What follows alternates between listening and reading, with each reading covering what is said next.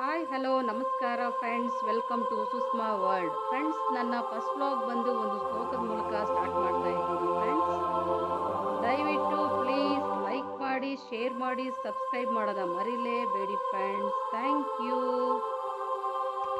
ಮೂಷಿಕವಾಹನ ಮೋದಕಹಸ್ತ ಚಾಮರಕರ್ಣ ವಿಲಂಬಿತ ಶೋತ್ರ ವಾಮನರೂಪ ಮಹೇಶ್ವರ ಪುತ್ರ ವಿಘ್ನ ವಿನಾಯಕ ಪಾದ ನಮಸ್ತೆ.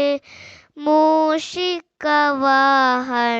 ಮೋದಕಹಸ್ತ ಚಾಮರಕರ್ಣ ವಿಲಂಬಿತ ಶೋತ್ರ ವಾಮನರೂಪ ಮಹೇಶ್ವರ ಪುತ್ರ ವಿಘ್ನ ವಿನಾಯಕ ಪಾದ ನಮಸ್ತೆ. Thank you.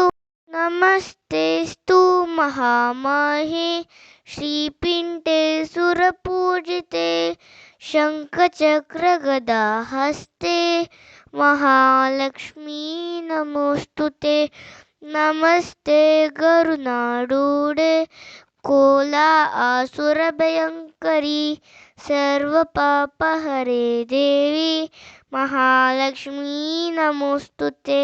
Thank you.